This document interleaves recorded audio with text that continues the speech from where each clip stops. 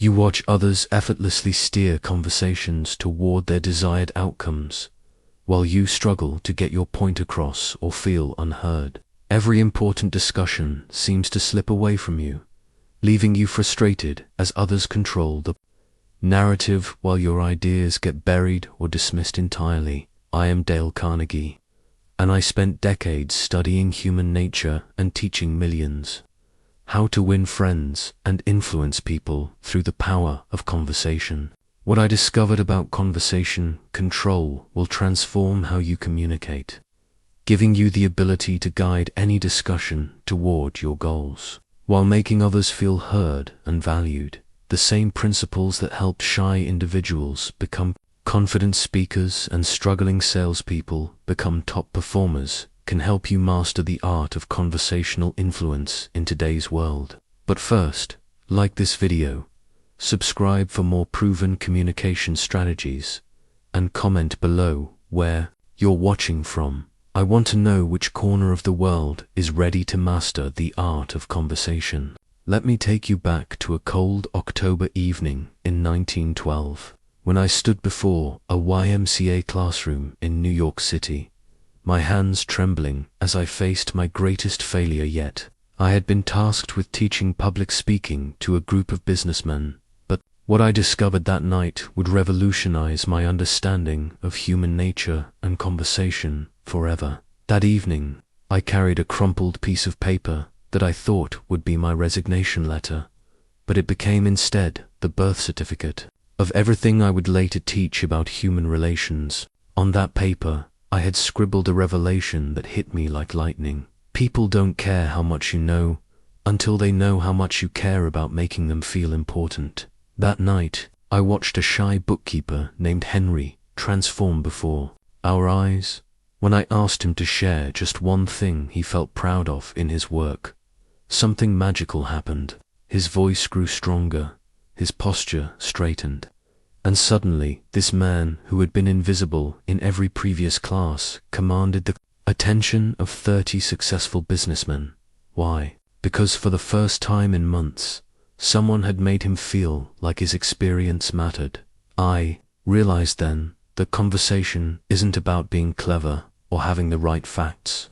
It's about understanding one fundamental truth about human psychology. Every person you meet is carrying a sign around their neck that says, "Make me feel important." The person who learns to see that sign and respond to it will never struggle to control a conversation again. This discovery became the foundation of everything I would teach for the next 40 years. Whether you're dealing with a difficult customer, negotiating with your boss, or trying to influence a colleague, the same principle applies. Make the other person feel important, and they will be eager to listen to what you have to say. But here's what most people get wrong. They think making someone feel important means flattery or false praise. That's manipulation, and people sense it immediately.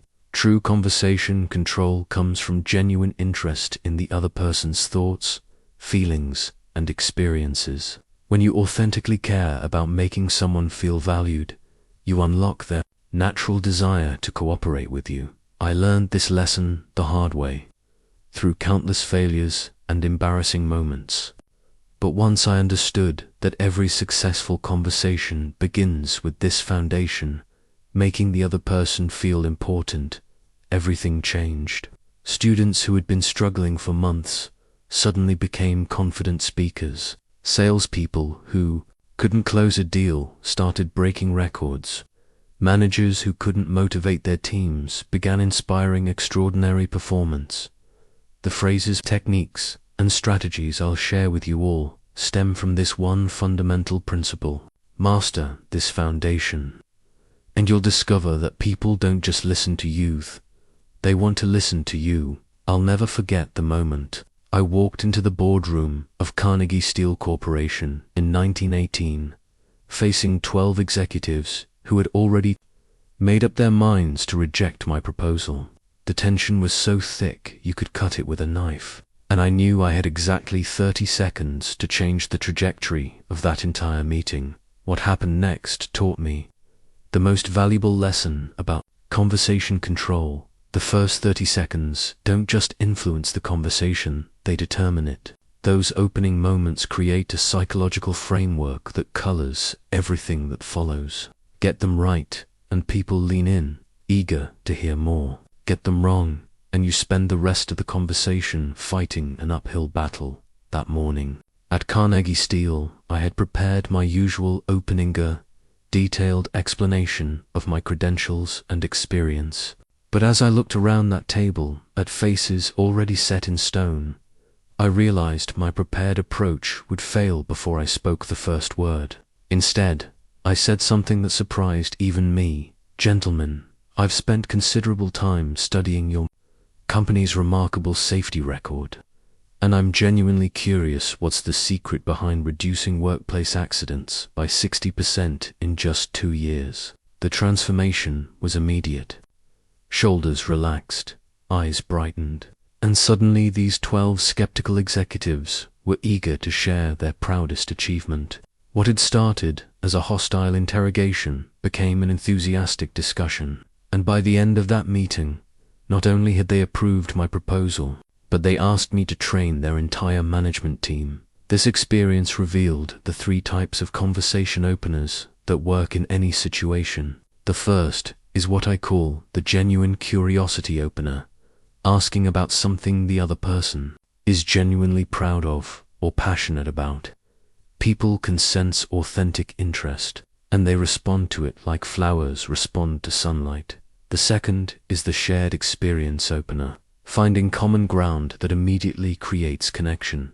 This might be a mutual acquaintance, a similar challenge you've both faced, or even something as simple as commenting on the weather if you do it with genuine warmth rather than empty politeness. The third is the value recognition opener, acknowledging something specific and meaningful about the other person or their work. Not generic flattery, but specific recognition of something they've accomplished or contributed. The science behind this is fascinating. In those first 30 seconds, the human brain makes crucial decisions about whether to trust, listen to, or cooperate with another person. These decisions happen below the level of conscious awareness, but they shape everything that follows. When you open a conversation by making someone feel valued, important, or heard, you're literally rewiring their brain to be more receptive to your message. Most people do the opposite. They start conversations by establishing their own importance, credentials, or agenda. I'm here because ... or I need you to ... or my experience shows ... These openings immediately trigger defensive responses because they signal that the speaker cares more about their own goals than the listener's interests. The irony is profound. The more you focus on making the other person important in your opening, the more important they'll consider you to be. The more you try to establish your own importance, the less important you'll seem. Years ago, I discovered a technique that Abraham Lincoln used in his law practice that completely transformed my understanding of conversation control. Lincoln would write angry letters to his opponents, pouring all his frustration and arguments onto paper, and then he would burn them without sending them. But before destroying each letter, he would study it carefully, not for what he had written, but for what the recipient would hear. This practice taught Lincoln something profound about human communication. The goal isn't to express yourself perfectly, but to understand others completely. I adapted this principle into what I call strategic listening, using listening not as a passive activity, but as the most powerful tool for controlling any conversation. Most people think listening means waiting for your turn to talk. They're so focused on formulating their response that they miss the real treasure, the emotional undertones, the hidden concerns, and the unspoken needs that every person reveals when they feel truly heard. Strategic listening means learning to hear not just the words, but the feelings behind them. I learned this lesson dramatically during a heated contract negotiation in 1923. The union representative, a man named Murphy, had been shouting across the table for 20 minutes about unfair wages and working conditions. Every other person in that room was preparing counterarguments, but I did something different. I listened, really listened, not to his words, but to his emotions. Beneath the anger, I heard fear. Beneath the demands, I heard desperation. Beneath the aggression, I heard a man terrified that he couldn't provide for the families counting on him. When he finally paused for breath, I didn't present my arguments. Instead, I said, "Mr. Murphy, I can hear how deeply you care about the welfare of your workers. That kind of responsibility must weigh heavily on you." The effect was immediate. His voice softened, his posture relaxed, and for the first time in that negotiation, he truly listened to what I had to say. By hearing his emotions, I had found the key to his cooperation. This is the 3-step framework I developed for strategic listening. First, listen for content, the facts, details, and logical arguments the person is presenting. Second, listen for emotion, the feelings driving their words, whether it's excitement, frustration, pride, or concern. Third, listen for need, underlying desire or requirement that's motivating them to have this conversation in the first place. Most people stop at content. They hear the words and respond to the surface message. But the real power lies in the emotional and need levels. When you respond to someone's emotions and needs, rather than just their words, you demonstrate a level of understanding that creates instant connection and trust. Here's what I discovered. People don't argue with someone who understands them. They may disagree with your position, but they won't fight you if they feel you truly comprehend their perspective. And once someone feels understood, they become exponentially more open to understanding your point of view. The practical application is simple but profound. Before responding to what someone says, ask yourself, what are they feeling right now? What do they need from this conversation? What would make them feel heard and valued? Then craft your response to address those emotions and needs first, before presenting your own perspective. This doesn't mean agreeing with everything they say. It means acknowledging their feelings and demonstrating that you understand what matters to them. I can see this situation is really frustrating for you, or it sounds like quality is incredibly important to you, or I understand why this decision feels risky from your perspective. When people feel heard at the emotional level, something remarkable happens. Their defensive walls come down, their minds open to new possibilities, and their natural desire to cooperate emerges. You haven't manipulated them, you've simply created the conditions where their best nature can shine through. In 1925, I received the most scathing letter of my career. A prominent businessman named Henderson had attended one of my courses and was furious about something I had taught. His letter was 3 pages of pure venom, calling my methods manipulative nonsense and my principles naive idealism that would destroy American business.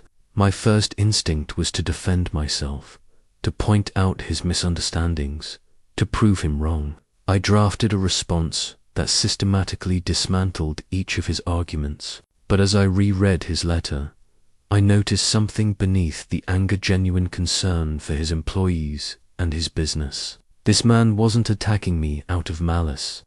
He was protecting something he cared deeply about. Instead of sending my defensive response, I wrote a different letter entirely. It began with these words: "Mr. Henderson, you're absolutely right to be concerned about any approach that might harm the people you're responsible for. Your letter shows how deeply you care about your employees' welfare, and I respect that tremendously." 3 days later, Henderson called my office personally. He not only apologized for his harsh letter, but asked me to conduct training for his entire company. That experience taught me the most powerful phrase in human relations: you're right. Not you're right about everything, but you're right to feel that way, or you're right to be concerned, or you're right that is important. When you begin your response by acknowledging what someone has gotten right, something magical happens. In their brain, the defensive walls immediately start coming down. This is the psychology of verbal Aikido. Using the other person's energy to achieve your goal rather than fighting against it. In traditional argument, we meet force with force, attack with counterattack. But in conversation control, we redirect that force toward cooperation. The specific phrase that disarms any opponent is, "You know what, you're absolutely right about." Specific point, and here's why that's so important. This accomplishes three things simultaneously. First, it validates their perspective, which satisfies their need to be heard. Second, it demonstrates that you're listening carefully, which builds trust. Third, it creates psychological space for them to consider your viewpoint without losing face. I used this technique with extraordinary results during a particularly heated school board meeting in 1931. Parents were angry about proposed budget cuts, and the room was electric with hostility. When one father stood up and angrily declared that the board didn't care about children's education, instead of becoming defensive, I responded, "You're absolutely right that our children's education should be our top priority, and I can see how much you care about giving your child the best possible future." The transformation was immediate. His anger shifted to engagement, and suddenly we were discussing solutions rather than exchanging accusations. By agreeing with his underlying concern rather than his attack, I had turned an opponent into an ally. This principle works because it addresses a fundamental human need, the need to be right. Everyone enters difficult conversations carrying an invisible shield labeled, "I need to be right about something." When you give them that victory early in the conversation, they can afford to be flexible about other things. The key is specificity. Don't just say you're right. Identify exactly what they're right about. "You're right, this situation is frustrating." "You're right, we do need to be careful about this decision." "You're right, the current system isn't working as well as it should." When you're specific about what you're agreeing with, people feel truly heard rather than patronized. But here's the crucial point. This only works if you mean it. You must find something genuinely valid in their position. Even if you disagree with their overall conclusion, there's always something their concern for quality, their desire for fairness, their commitment to doing the right thing. Find that kernel of truth and acknowledge it sincerely. Remember, the goal isn't to win arguments, it's to win cooperation. And the fastest path to cooperation is helping others feel right about something that matters to them. One scorching summer day in 1929, I found myself touring a steel mill in Pittsburgh, struggling to keep up with my Guido-weathered factory worker named Joe, who had been operating the same furnace for 23 years. I was there to understand the worker's perspective before designing a training program for management. But what I discovered that day taught me more about human nature than any psychology textbook ever could. As Joe explained the intricate process of steel production, something remarkable happened. This man, who barely spoke during our initial introductions, transformed before my eyes. His voice grew confident, his posture straightened, and his eyes lit up with pride as he shared the nuances of his craft. He wasn't just operating a machine, he was conducting a symphony of fire and metal, and he knew every note by heart. That's when I realized one of the most powerful secrets of conversation control. Everyone is an expert at something, and when you help them feel like the smartest person in the room about their area of expertise, they will move mountains for you. The breakthrough came when I started asking Joe questions that demonstrated genuine curiosity about his knowledge. Not patronizing questions, but real inquiries that showed I valued his expertise. "Joe, how do you know exactly when the steel has reached the right temperature? What's the most challenging part of this process that people don't understand? If you were training someone new, what would be the most important thing to teach them first?" With each question, Joe became more animated, more engaged, and more helpful. By the end of our tour, He was volunteering insights about worker morale, suggesting solutions to production problems, and offering to help implement the training program. Why? Because I had made him feel like what he truly was, an expert whose knowledge mattered. This experience taught me the question, formulas that unlock cooperation in any conversation. The first formula is the expertise recognition question. In your experience, what's the most important factor in their area of knowledge? This immediately positions them as the expert and you as the eager student. The second is the wisdom-seeking question. If you were advising someone in my position, what would you tell them? This not only acknowledges their expertise, but also enlists them as your advisor, creating psychological investment in your success. The third is the insight request. What do you think most people misunderstand about their field? This gives them a platform to share their specialized knowledge and positions you as someone who appreciates the complexity of their work. The psychology behind this approach is profound. When someone feels like an expert in your presence, several things happen simultaneously. Their confidence increases, making them more generous and cooperative. Their defensive barriers come down because they don't feel threatened by someone who clearly respects their knowledge. Most importantly, they begin to see your success as validation of their own expertise. If you succeed based on their advice, it proves how smart they are. I've watched this principle transform hostile negotiations into collaborative problem-solving sessions. I've seen it turn reluctant employees into enthusiastic contributors. I've used it to win over skeptical clients who became my strongest advocates. The key is authenticity. You must genuinely believe that this person has valuable knowledge too. Share, because they always do. Everyone knows something you don't. The custodian understands the building's rhythms better than the architect. The receptionist knows more about customer concerns than the CEO. The newest employee often sees problems that veterans have become blind to.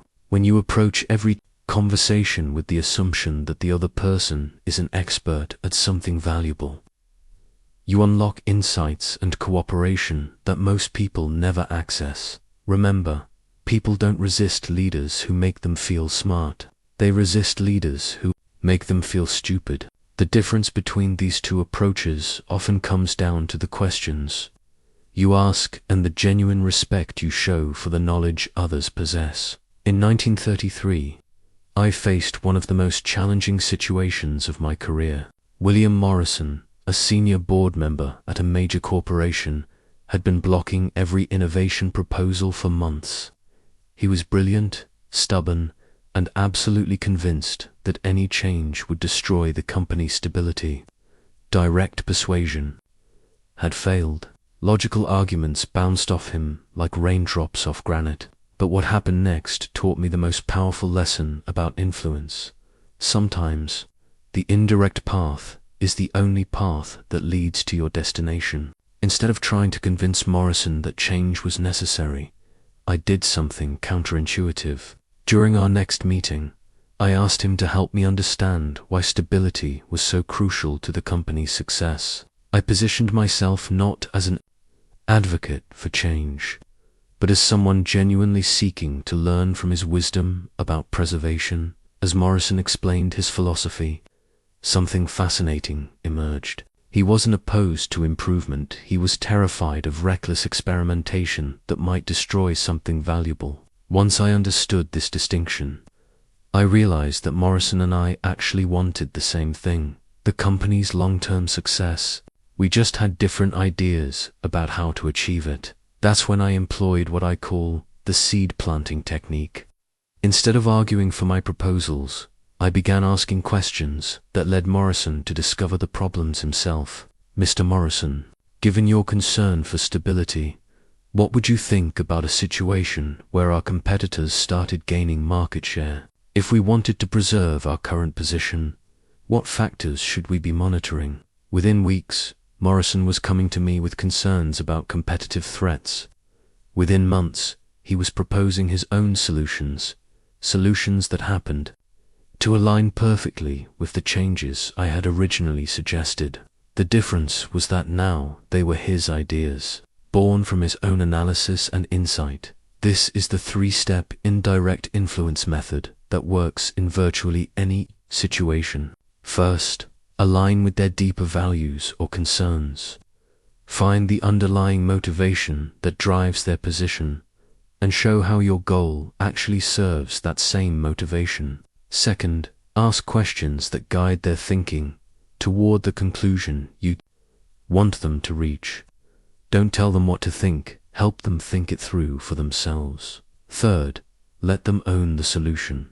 When people feel like they've discovered the answer themselves, they become passionate advocates for it. The psychology behind this approach is rooted in a fundamental truth about human nature. People believe their own conclusions more than anyone else's arguments. When you try to convince someone directly, you're asking them to trust your judgment over their own. But when you guide them to reach the conclusion themselves, you're validating their intelligence and judgment.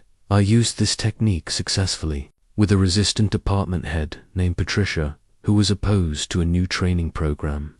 Instead of explaining why the training was necessary, I asked her what skills she thought would be most valuable for her team's future success. As she talked through the challenges her team faced, she essentially outlined the exact curriculum I had been trying to implement. By the end of our conversation, she was asking me to help her design a training program, the very program she had been rejecting for months. The phrases that make this approach work are deceptively simple. What do you think would happen if ... How do you see this affecting ... What's your take on ... If you were in charge of solving this, what would you consider? These questions don't feel manipulative because they're not.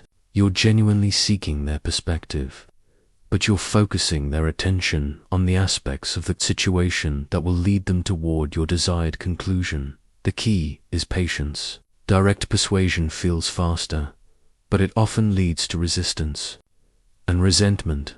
Indirect influence takes longer initially, but it creates lasting change because people are implementing their own ideas rather than following your orders. Remember, the goal isn't to trick people into agreement. It's to help them see the situation from a perspective that reveals the wisdom of your position. When done with genuine respect for their intelligence and judgment, the indirect approach doesn't just win compliance, it wins enthusiastic partnership. The year was 1935, and I found myself in the middle of the most tense labor negotiation I had ever witnessed. The union leaders were demanding a 25% wage increase, threatening to shut down the entire plant if their demands weren't met. Management was equally rigid, refusing to budge beyond a 5% offer. Both sides had drawn their lines in the sand, and the atmosphere was electric with hostility. That's when I did something that shocked everyone in the room, including myself.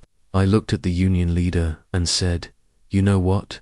You're absolutely right. 25% isn't unreasonable if we're talking about the value these workers bring to this company." The room went dead silent.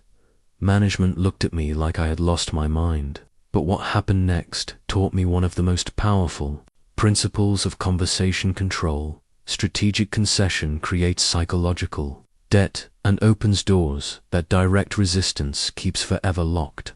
After acknowledging the union's position, I continued, "The question is, how do we structure this in a way that ensures both the workers and the company thrive long term?"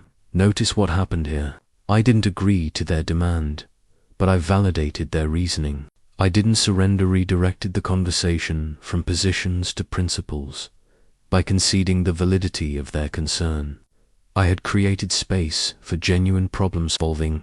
Within hours, we had developed a profit-sharing plan that gave workers the potential to earn even more than their original 25% demand while tying their success directly to the company's performance. Both sides left feeling like they had won because, in fact, they had. This experience revealed the counterintuitive power of strategic concession. When you give ground on points that don't threaten your core objective, you gain enormous influence over the points that do matter. More importantly, when you concede something voluntarily, you create psychological depth the other party feels obligated to reciprocate with concessions of their own. The difference between weakness and tactical retreat is intention and timing. Weakness is giving up because you feel pressured or defeated.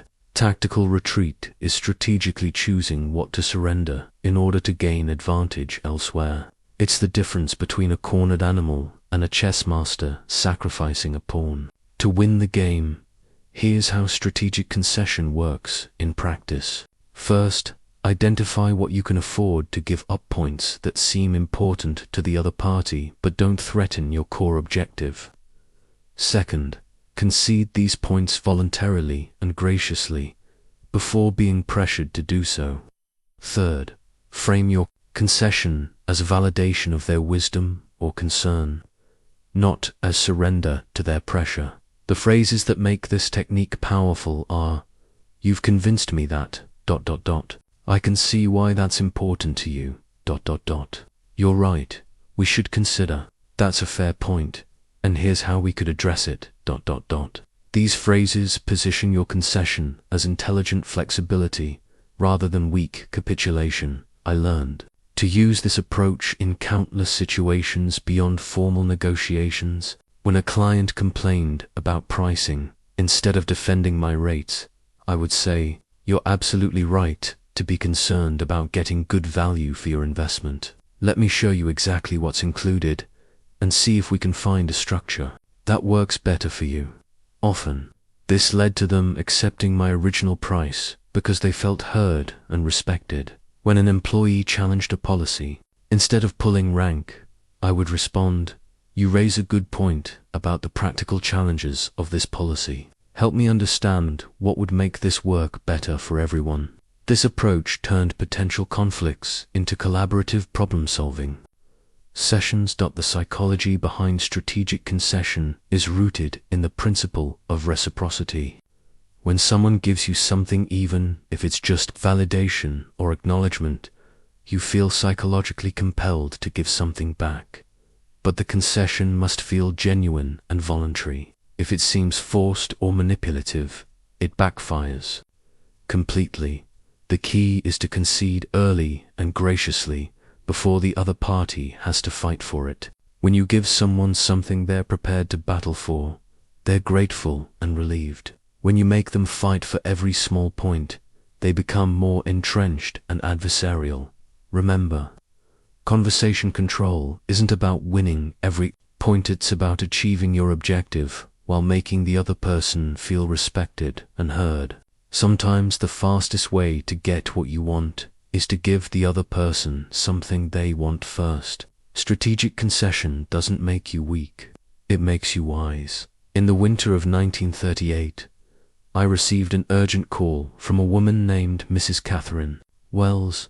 Her husband had died suddenly, leaving her with 3 young children and a failing business that employed 12 families in their small town. She was desperate, overwhelmed, and on the verge of making decisions that would have devastated not just her family, but an entire community. When I arrived at her home, I immediately sensed that this wasn't a situation for my usual business advice or motivational techniques. Mrs. Wells wasn't looking for strategies or solutions.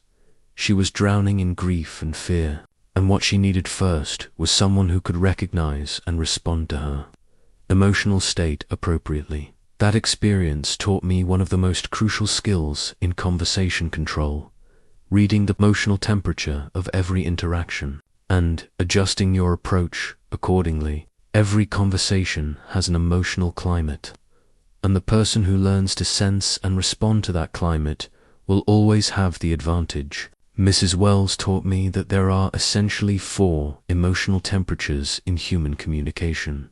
The first is cold, when someone is withdrawn, detached, or emotionally shut down. The second is cool, when they're cautious, skeptical, or mildly resistant. The third is warm, when they're engaged, open and receptive. The fourth is hot, when they're highly emotional, whether angry, excited, or overwhelmed. Most people make the mistake of using the same conversational approach, regardless of emotional temperature. They try to reason with someone who's hot with emotion, or they try to energize someone who's emotionally cold. It's like trying to cook every meal at the same temperature. You'll burn some dishes and leave. Others raw.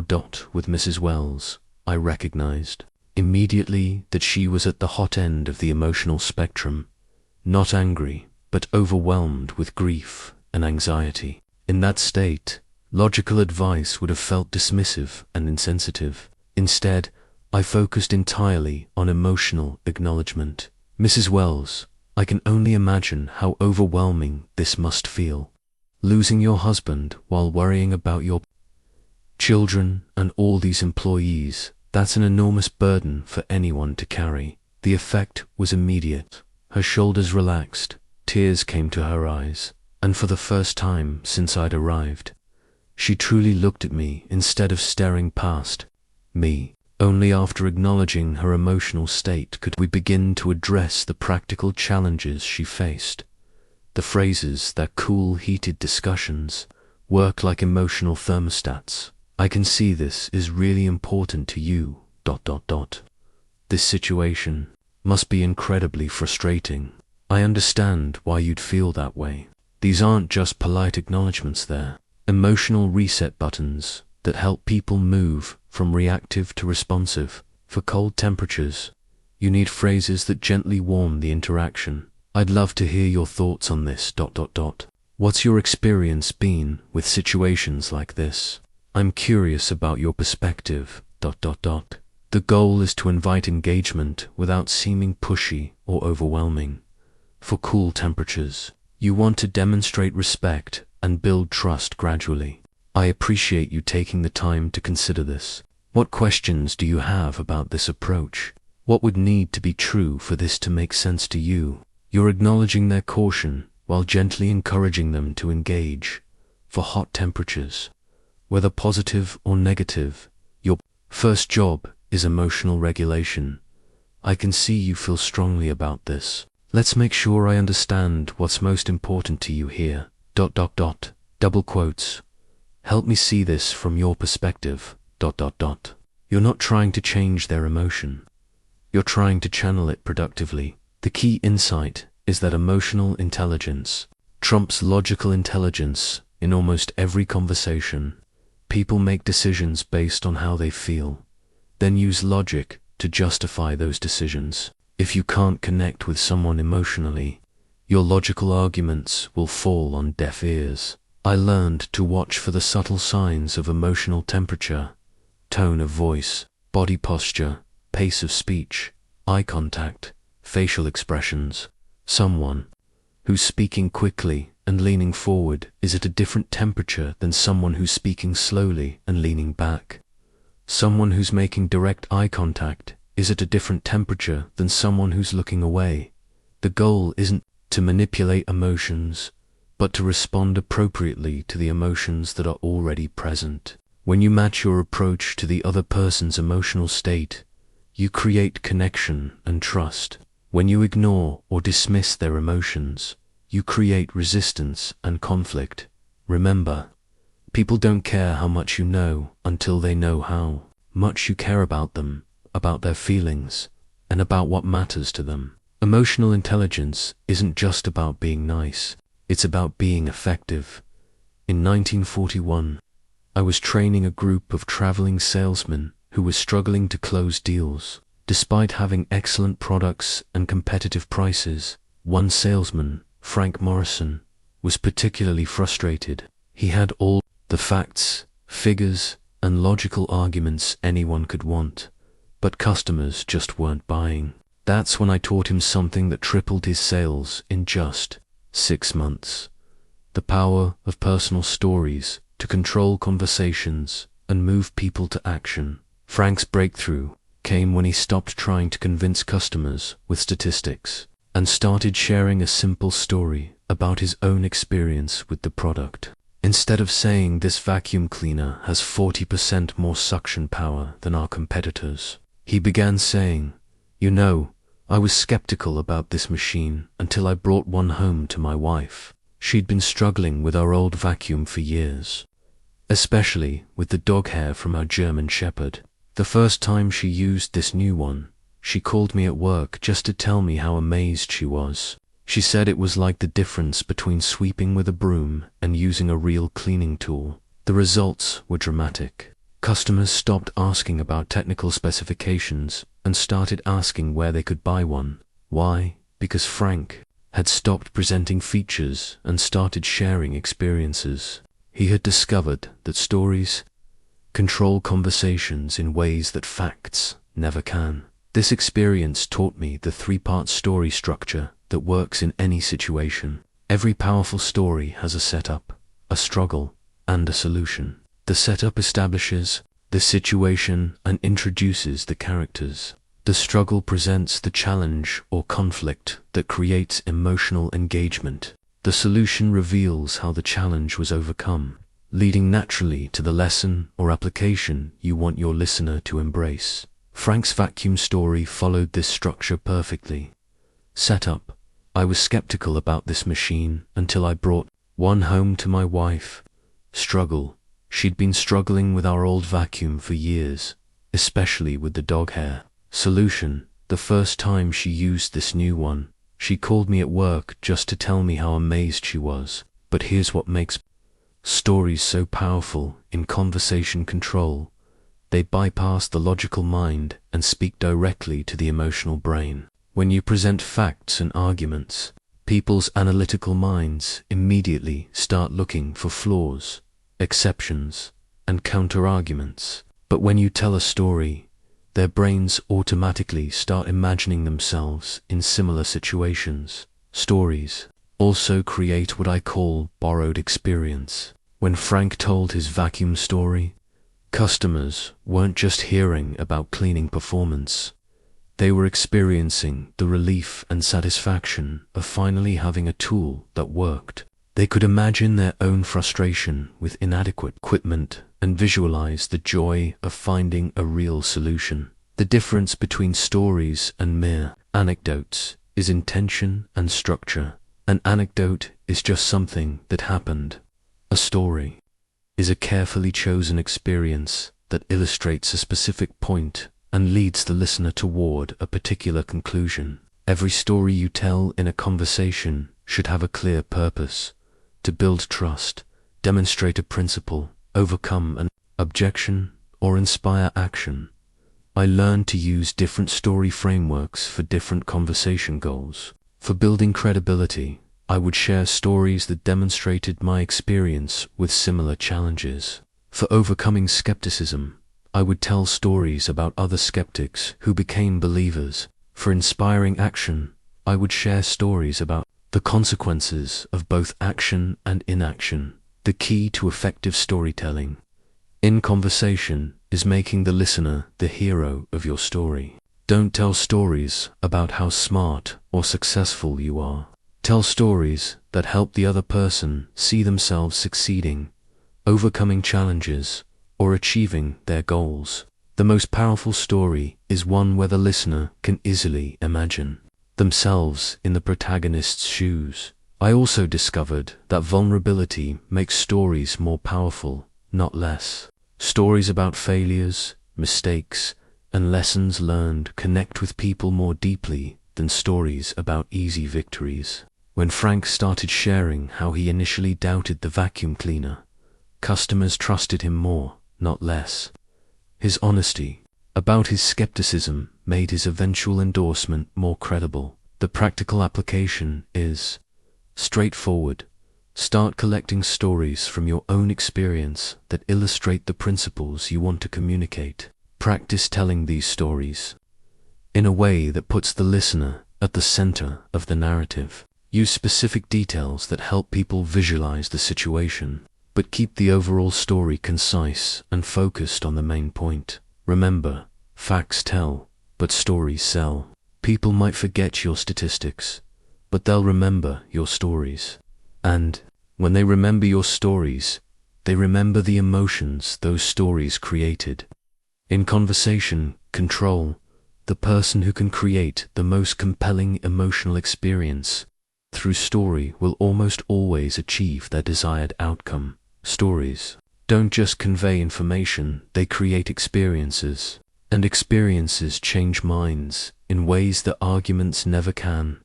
In 1943, I encountered one of the most stubborn individuals I had ever met. Dr. Robert Thornton was a respected physician who had been invited to speak at a medical conference, but he was absolutely refusing to participate in any of the interactive discussion sessions I had planned.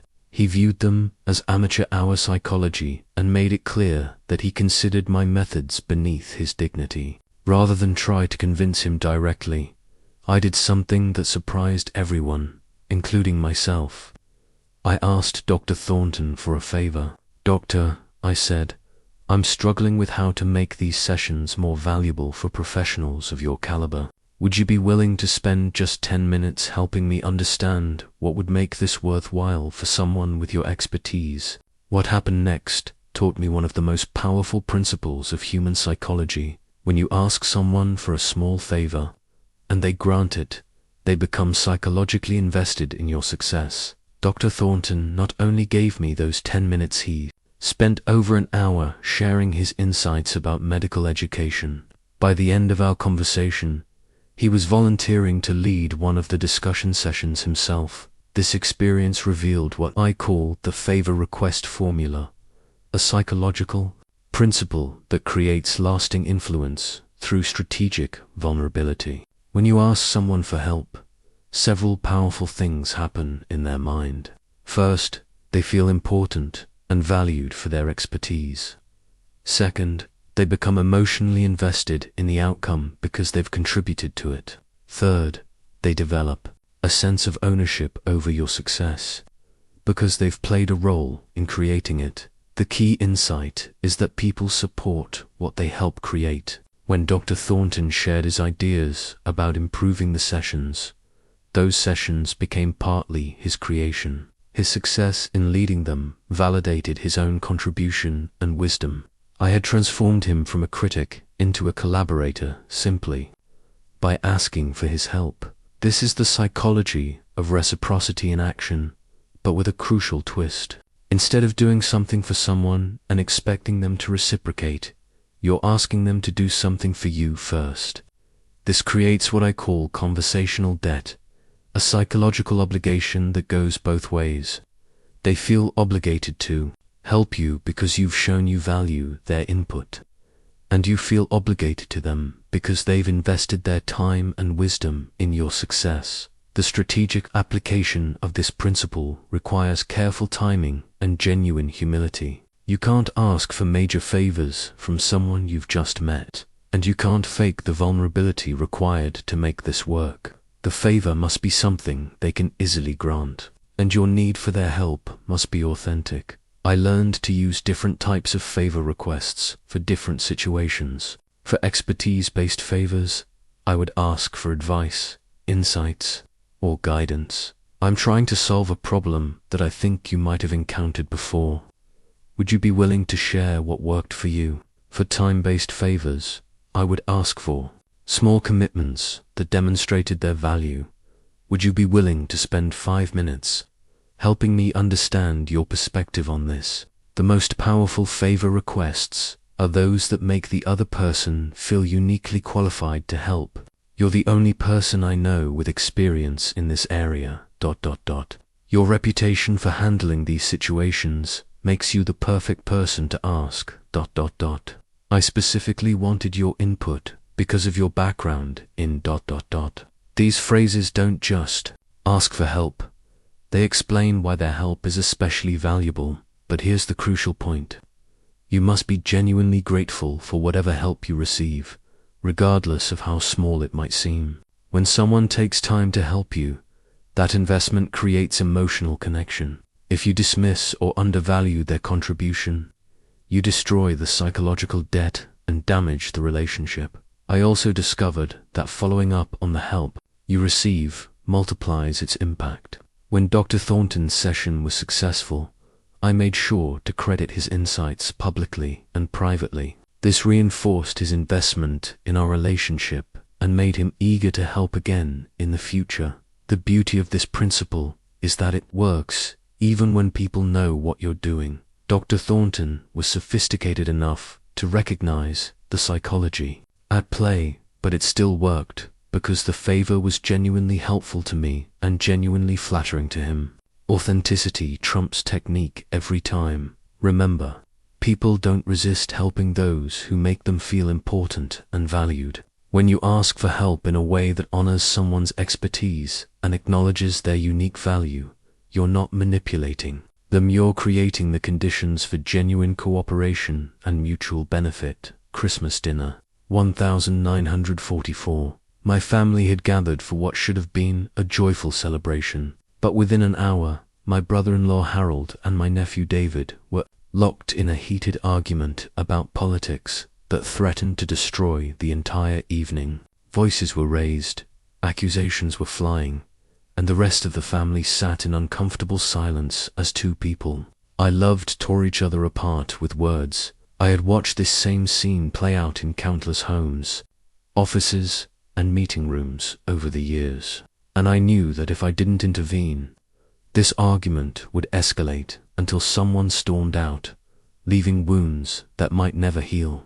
But I also knew that taking sides or trying to referee would only make things worse. That's when I employed a technique that not only ended the argument, but transformed it into one of the most meaningful conversations our family ever had. I looked at both Harold and David and said, "You know what? You're both absolutely right. And I think that's exactly the problem." The room went silent. Both men stared at me, confused by what seemed like a contradiction. Then I continued, "Harold, you're right that we need to be practical about economic policy. David, you're right that we need to consider the moral implications of our decisions. The problem isn't that either of you is wrong, it's that you're both trying to solve the same problem from different angles, and you've forgotten that you're on the same team." What happened next was remarkable. Instead of attacking each other's positions, Harold and David began exploring how their different perspectives might work together. The argument transformed into a genuine discussion about finding solutions that were both practical and ethical. By Christmas dessert, they were planning a business venture together that incorporated both of their concerns. This experience taught me the most powerful argument-tending technique I've ever discovered, redirecting the energy from opposition to collaboration by acknowledging that both parties usually want the same fundamental outcome. Most arguments aren't really about the stated topic. They're about feeling heard, respected, and valued. When you address those underlying needs first, the surface disagreement often resolves itself. The universal argument-ending phrase is, "You know what? You're both right about what matters most here, and that's exactly why we need to figure this out together." This accomplishes several things simultaneously. It validates both parties' core concerns.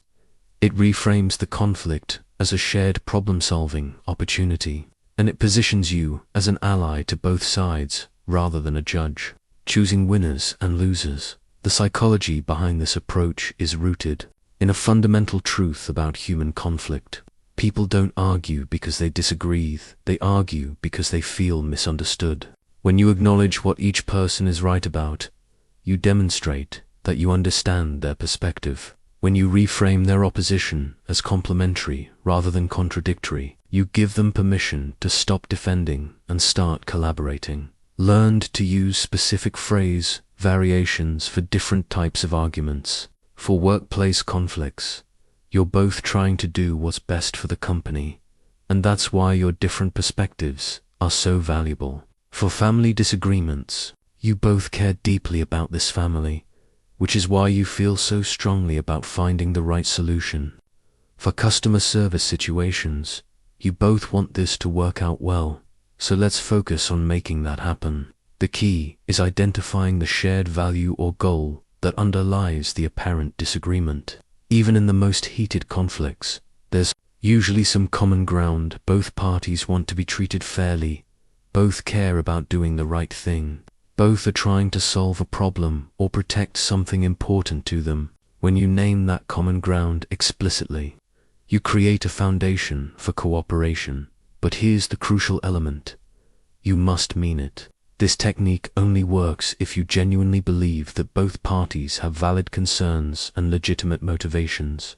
If you're just trying to manipulate people into stopping their argument, they'll sense the insincerity and the conflict will escalate. I also discovered that timing matters enormously. This approach works best when emotions are running high, but before positions have become completely entrenched. If you wait too long, people become so invested in being right that they can't accept the possibility that the other person might also be right. The follow-up is equally important. Once you've acknowledged both perspectives and reframed the conflict, you need to guide the conversation toward collaborative problem-solving. So the question becomes, how do we find a solution that addresses both of your concerns? Or what would need to be true for this to work for both of you? Remember, the goal isn't to eliminate all disagreement. Disagreement can be healthy and productive. The goal is to transform destructive argument into constructive dialogue. When people feel heard and respected, they become much more willing to listen to others and work toward mutually beneficial solutions. The political rally in Chicago, 1948, was unlike anything I had ever experienced. Over 3,000 people packed into the auditorium, and I was scheduled to speak about the importance of human relations in civic engagement. But what happened? That night taught me something more powerful than any speech could convey. A person's name is the sweetest sound in any language, and the person who masters the strategic use of names can influence virtually anyone. As I worked the crowd before my presentation, I made a point of asking each person I met for their name and something about their background. Hello, I'm Dale Carnegie, and you are. It's wonderful to meet you, Robert. What brings you here tonight? Thank you for coming, Margaret. What's your involvement with the Civic Association? Within 2 hours, I had met and learned the names of over 200 people. When I took the stage, instead of beginning with a generic greeting, I did something that electrified the entire room. Good evening, and thank you all for being here. I want to especially acknowledge some of the people I had the pleasure of meeting tonight. Robert Martinez, thank you for sharing your insights about neighborhood organizing. Margaret O'Brien, I was fascinated by your work with the school board. James Thompson, your ideas about small business development were brilliant. The transformation was immediate and dramatic. People who had been chatting or fidgeting suddenly gave me their complete attention. Why? Because I had demonstrated something incredibly rare in our world.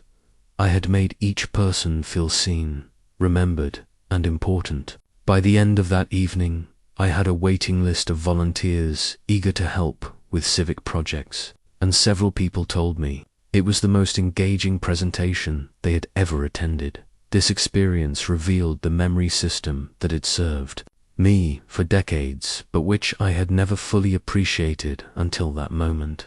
The technique isn't just about remembering names, it's about using names strategically to create connection, build influence, and control the direction of conversations. The foundation of name mastery is what I call the 3R system: repeat, relate, and recall. When someone tells you their name, immediately repeat it back. Nice to meet you, Patricia. This locks it into your short-term memory and shows you were listening. Then relate their name to something meaningful: their appearance, their profession, someone else you know with the same name, or even just the sound of the name itself.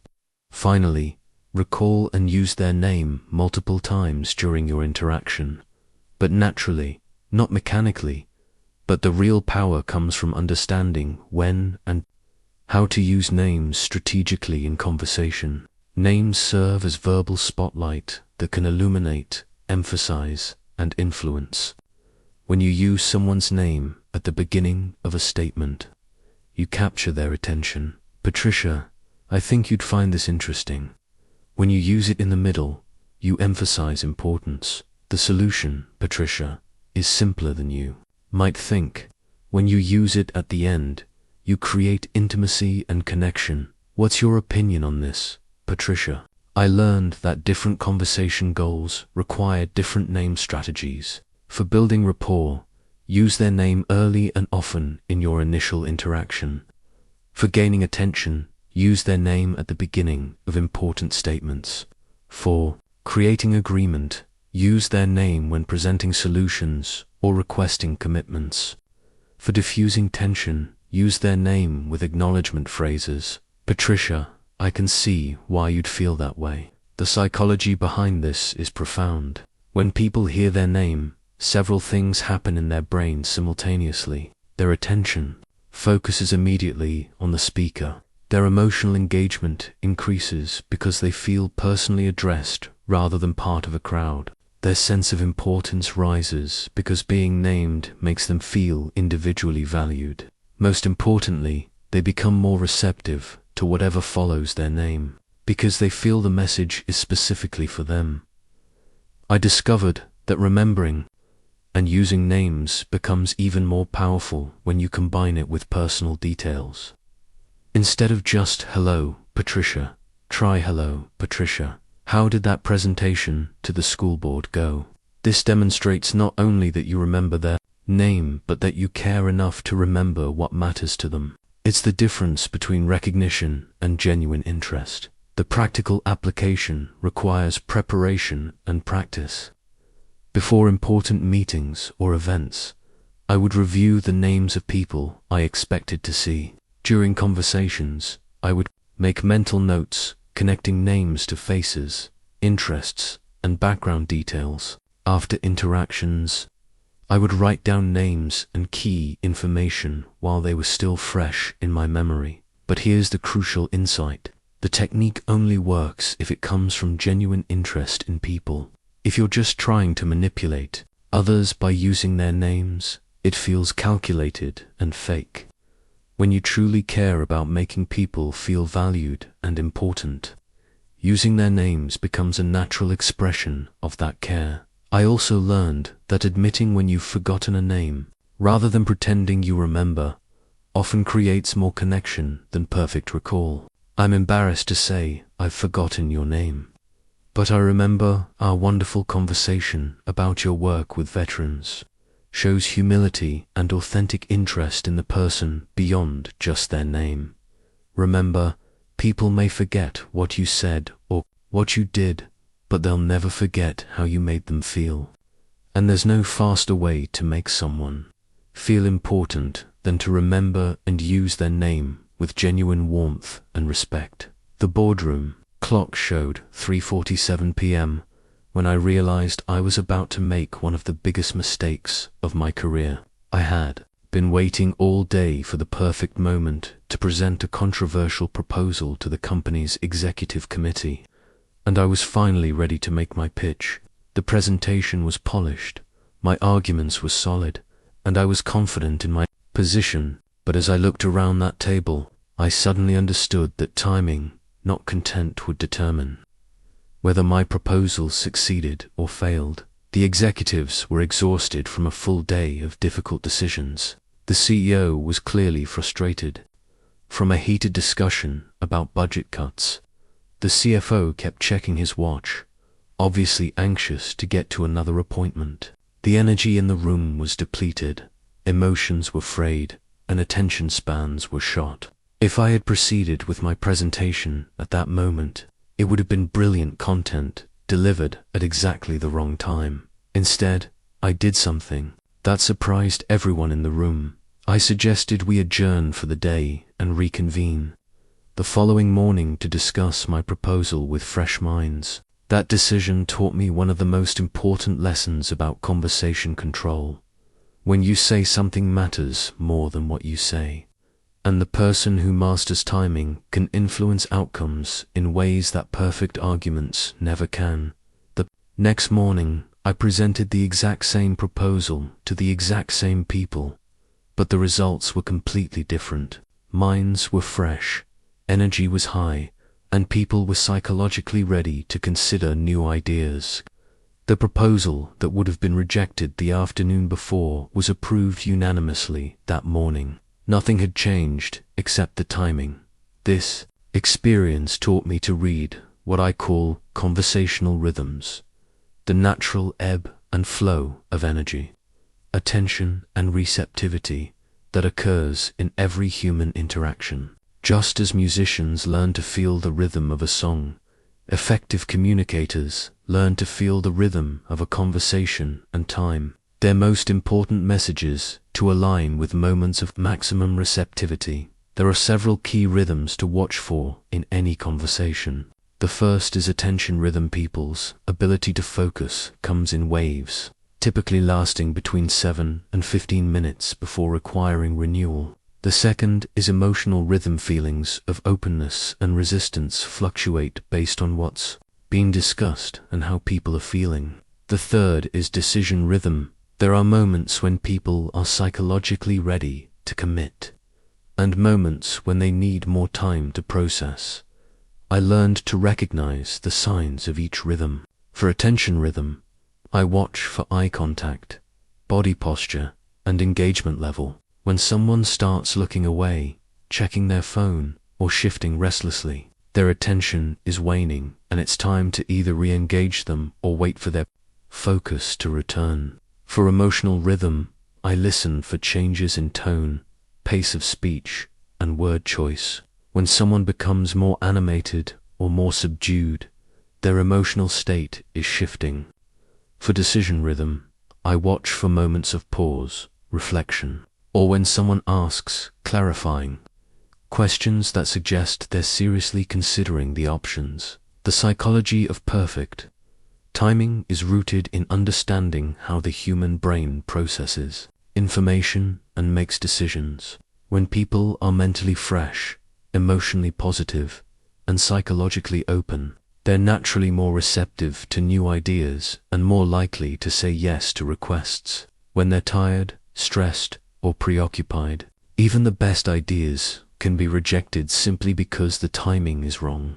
I discovered that creating influence moments is often more important than waiting for them to occur naturally. Sometimes you can shift the timing by changing the environment. Why don't we continue this conversation over coffee? Sometimes you can reset the emotional rhythm by acknowledging what's happening.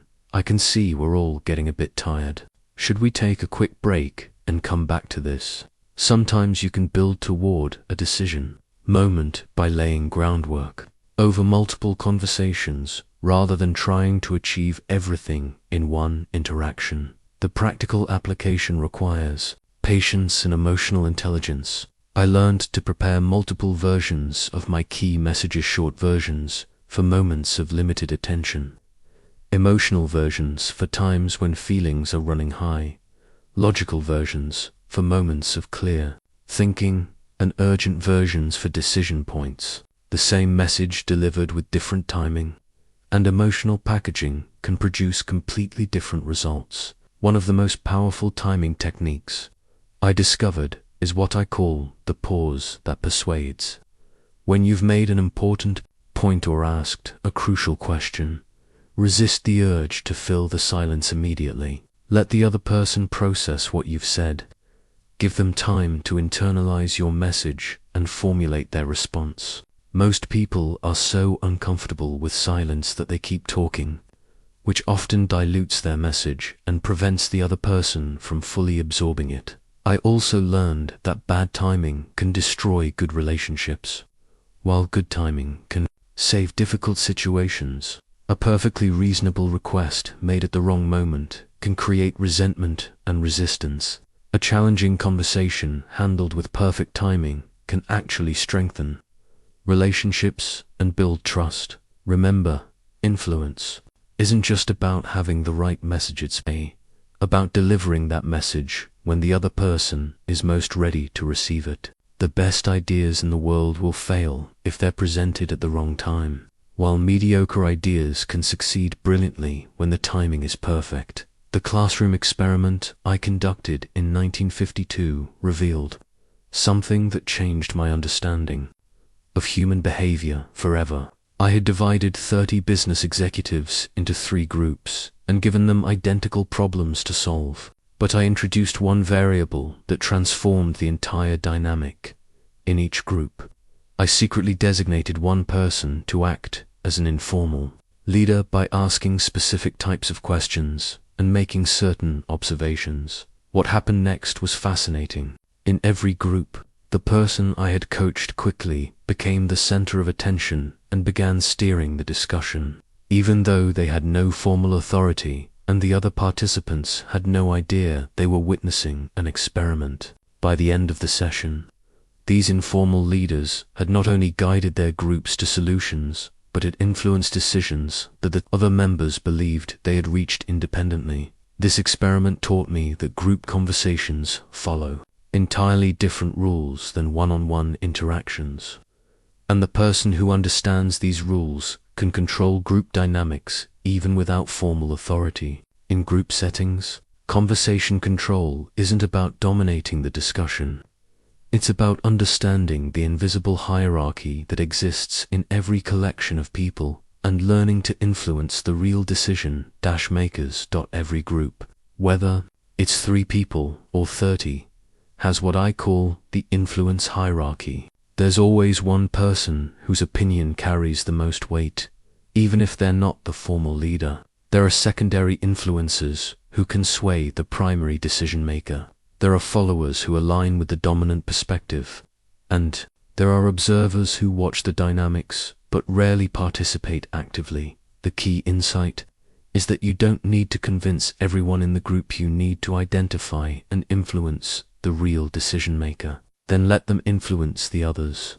I learned to spot the primary influencer by watching interaction patterns. Who do people look at when controversial topics arise? Whose questions get answered first? Who speaks last before decisions are made? Whose disagreement stops the conversation, while whose agreement moves it forward? Once I identified the hierarchy, I could use specific phrases that work in group settings. For building alliance with the primary influencer, John, you probably have more experience with this than anyone. Here, what's your take? For elevating a supporter's status, that's exactly the point Sarah was making earlier, and I think she's onto something important. For managing a difficult group member, I appreciate Mike's concern, and I think it actually reinforces what John was saying about being thorough. The psychology of group dynamics is complex because people behave differently in groups than they do individually. In one-on-one conversations, people can be direct and authentic. In groups, they become more conscious of their image, more concerned about social status, and more influenced by perceived consensus. Understanding these psychological shifts allows you to adapt your approach accordingly. I discovered that groups have emotional rhythms, just like individuals, but group emotions are more volatile and contagious. When one person becomes enthusiastic, the whole group can shift toward excitement. When one person expresses doubt, skepticism can spread rapidly. The person who learns to read and influence group emotions can guide the entire conversation. One of the most powerful group influence techniques I developed is what I call proxy persuasion. Instead of arguing directly for your position, you get others in the group to make your arguments for you. Jennifer, didn't you have a similar situation last year? How did you handle it? Or Bob, this seems related to the challenges you mentioned in your department. What solutions worked for you? This approach is powerful because people trust peer recommendations more than expert advice. When a group member shares their own experience that supports your position, it's more credible than if you had made the same point yourself. You're not trying to convince them, you're helping them convince each other. I also learned the importance of managing group energy and participation. In every group, there are people who talk too much and people who don't talk enough. The skilled conversation controller creates space for valuable voices while gently managing dominant personalities. Let's hear from some folks who haven't spoken yet, or before we move on, does anyone have a different perspective The timing of group interventions is crucial. Early in group discussions, people are forming alliances and testing dynamics. This is when you establish your credibility and identify the real influencers. In the middle phase, ideas are being debated and refined. This is when you guide the discussion toward your preferred outcomes. In the final phase, decisions are being made. This is when you summarize consensus and confirm commitment. One of the biggest mistakes people make in group settings is treating everyone as equally influential. They spend time and energy trying to convince people who have no real decision-making power while ignoring the person whose opinion will ultimately determine the outcome. Efficiency in group influence means focusing your efforts where they'll have the most impact. Remember, in group conversations, perception often becomes reality. If the group perceives you as knowledgeable and trustworthy, you become knowledgeable and trustworthy in their eyes. If they perceive your ideas as having broad support, those ideas gain momentum regardless of their objective merit. The person who understands these perceptual dynamics can shape group reality and achieve outcomes that seem almost magical to outside observers. In 1925, a young man named Thomas walked into one of my classes in New York City. He was quiet, awkward, and so painfully shy that he could barely introduce himself to the group. Other instructors might have seen him as a hopeless case, but I saw something different potential that would take years to fully develop. What happened over the next decade taught me one of the most important lessons about conversation control. The most profound influence isn't achieved in moments, but built over months and years through consistent, patient relationship building. Thomas attended my classes religiously for 3 years. He practiced every technique, implemented every suggestion, and gradually began to find his voice. But the real transformation happened through hundreds of small conversations we had after class, during breaks, and through correspondence. I wasn't trying to change him overnight. He was planting seeds of confidence that would grow slowly but steadily over time. By 1935, Thomas had become one of the most sought-after public speakers in his industry. But more importantly, he had developed the kind of deep, authentic confidence that can only come from years of patient development. When he finally achieved success, it wasn't because of any single technique or moment of breakthrough. It was because of a decade-long process of consistent growth and encouragement. This experience taught me the difference between immediate influence and lasting impact. Immediate influence focuses on winning the current conversation, getting agreement in the moment, or achieving short-term compliance. Lasting impact focuses on building relationships that create ongoing cooperation, trust, and mutual benefit over extended periods. The psychology of long-term influence is fundamentally different from short-term persuasion. In short-term situations, you can rely on techniques, tactics, and even manipulation to achieve your goals. But in long-term relationships, authenticity becomes paramount because people will eventually see through any facade you might try to maintain.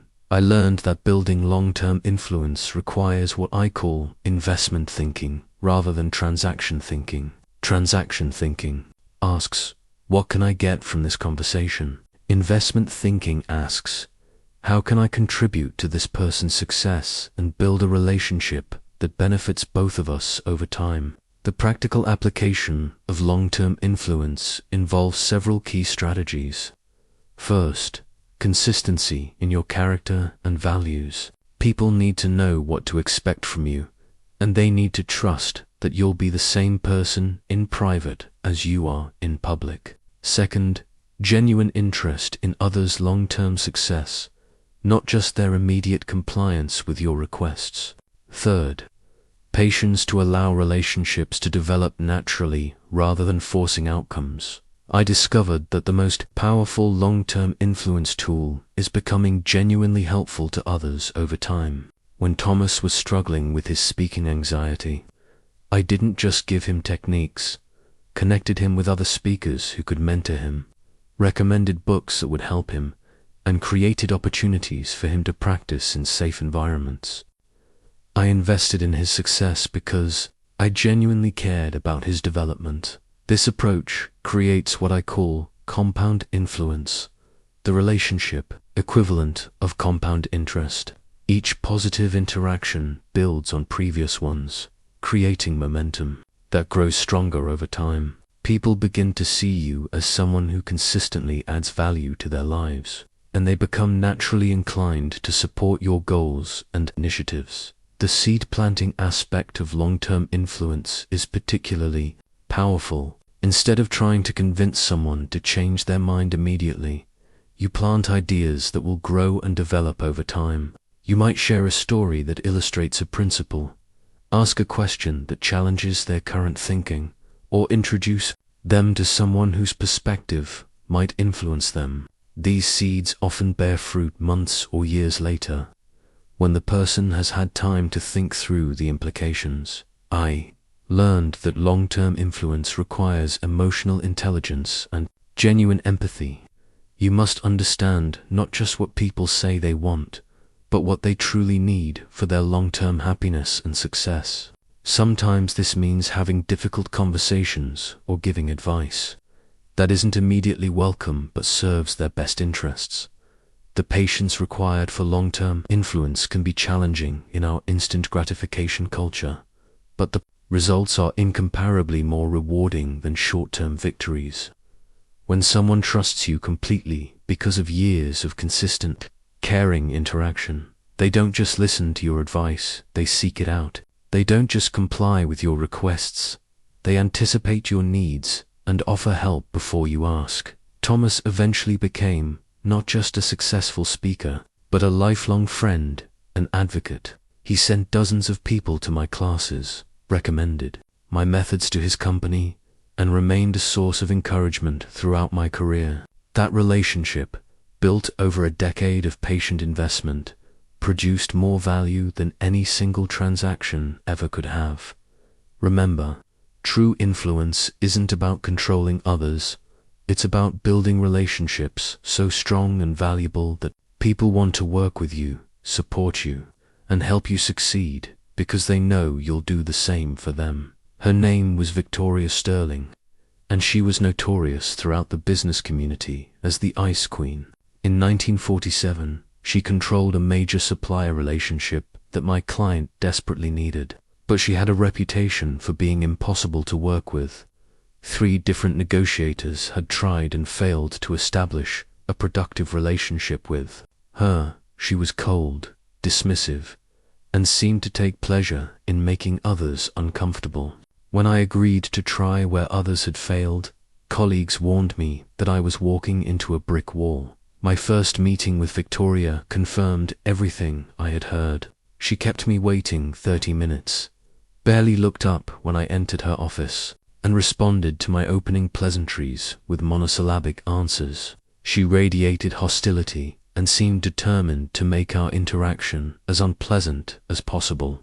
But instead of being discouraged, I recognized something that the previous negotiators had missed. Victoria's difficult behavior wasn't random, it was protective. Over the next 6 months, I discovered that Victoria had been burned by business partners who had taken advantage of her trust early in her career. Her coldness wasn't cruelty, it was armor. Her dismissiveness wasn't arrogant. It was a test to see if I would persist when things got difficult. Her reputation for being impossible had become a filter that weeded out people who weren't serious about building real relationships. The breakthrough came when I stopped trying to charm Victoria and started trying to understand her.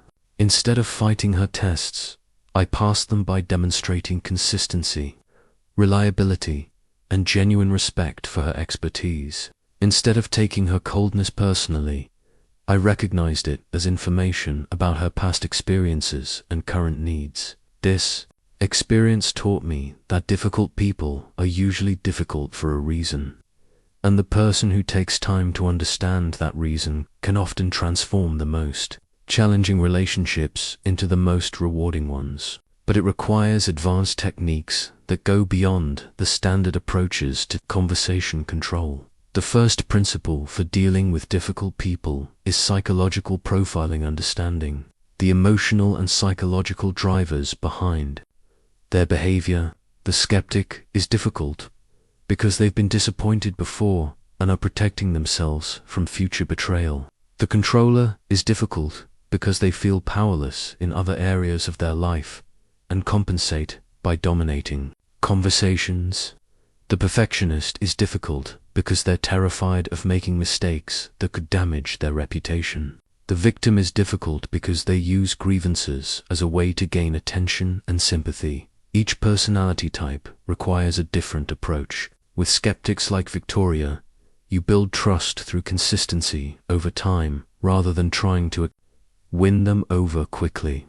With controllers, you find ways to give them choices and input rather than trying to override their need for influence. With perfectionists, you acknowledge their high standards and work with them to define success criteria. With victims, you listen empathetically but redirect toward solutions rather than dwelling on problems. The advanced technique that works with all difficult personalities is what I call Aikido communication, using their energy and directing it toward positive outcomes rather than fighting against it. When Victoria was being particularly challenging, I would say things like, "I can see you take this business relationship seriously, and that's exactly the kind of partner we need, or your high standards are probably why you've been so successful." In this industry, I learned that difficult people often become your strongest allies once they decide to trust you, because they test everyone so thoroughly that when they finally accept someone, the relationship is built on a rock-solid foundation.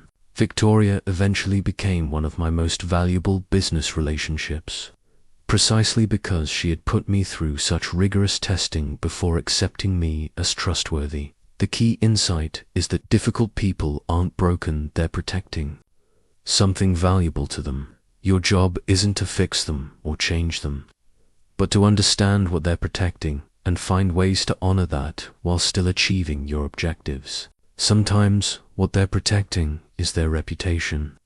Sometimes it's their security.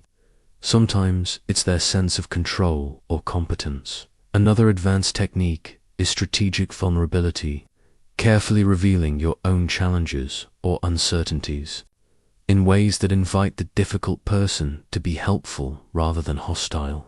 With Victoria, I eventually shared my own concerns about the business risks we were both facing, which shifted her from seeing me as a threat to seeing me as a fellow professional dealing with similar challenges. The most sophisticated approach involves reframing the relationship entirely.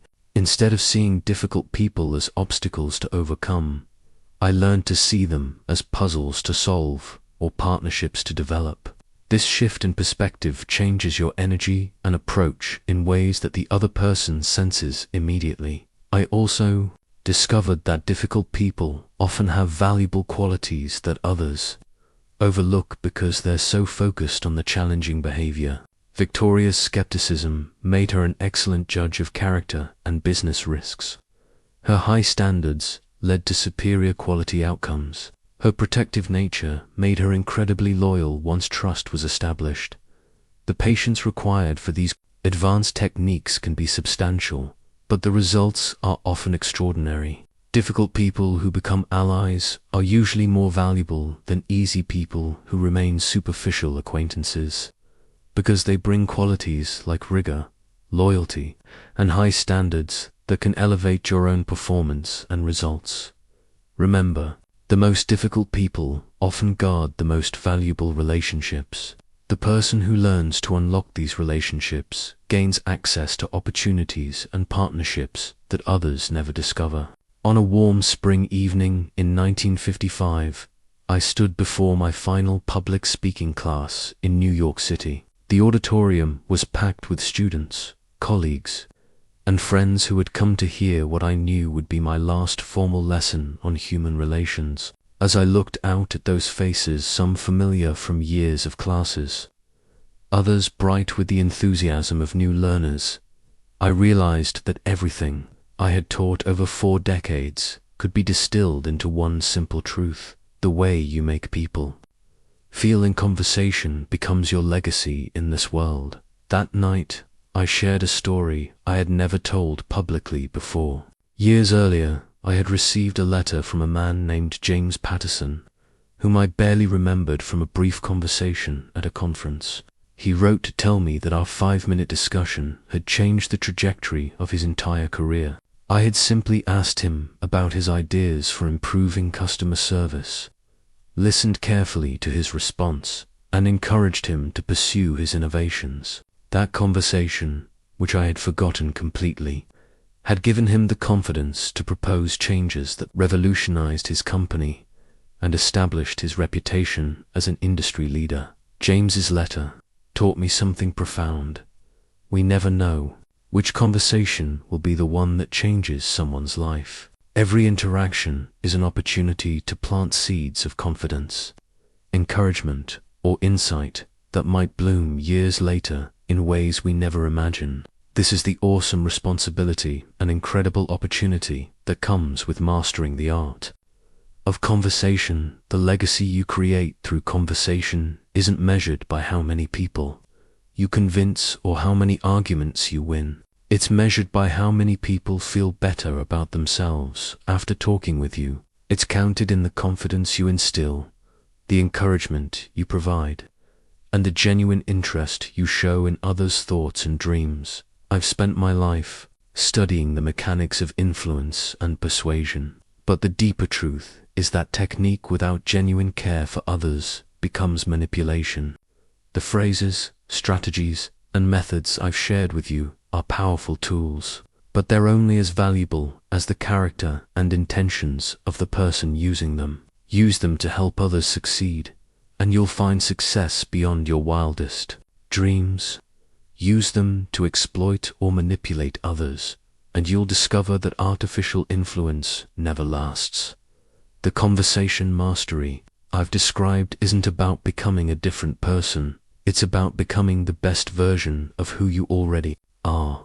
It's about developing the courage to be genuinely interested in others, the wisdom to see beyond surface behaviors to underlying needs, and the patience to build relationships that serve everyone involved. As I look back on thousands of conversations over 8 decades of life, the ones that mattered most weren't the ones where I was clever or persuasive. They were the ones where I was present, caring, and genuinely helpful.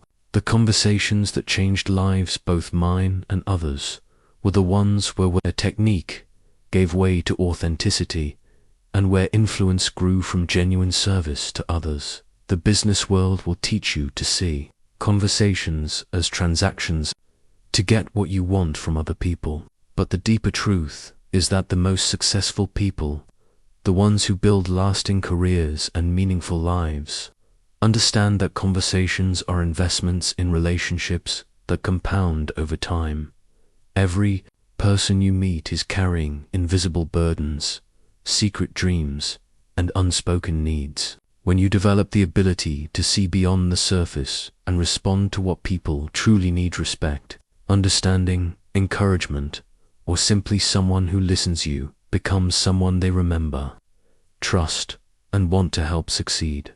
The techniques I've shared will help you control conversations, but the wisdom I hope you'll embrace is that the highest form of conversation control is creating interactions where everyone wins. When people feel heard, valued, and important in your presence, they naturally want to listen to you, support you, and work with you toward mutual goals. Your conversation legacy begins with your very next interaction. Will you use what you've learned to make that person feel more important, more confident, or more hopeful? Will you listen not just to their words, but to their emotions and needs? Will you respond with genuine interest and care, or will you simply wait for your turn to talk? The choice is yours, and it's a choice you'll make hundreds of times every day for the rest of your life. Choose to be someone who leaves others feeling better about themselves and their possibilities. Choose to be someone whose conversations plant seeds of confidence and encouragement, that bloom long after the words are forgotten. This is your invitation to join the ranks of people who understand that true influence comes not from controlling others, but from serving them so well that they choose to follow, support, and trust you because they know their success matters to you as much as your own. The conversation starts now. Make it count.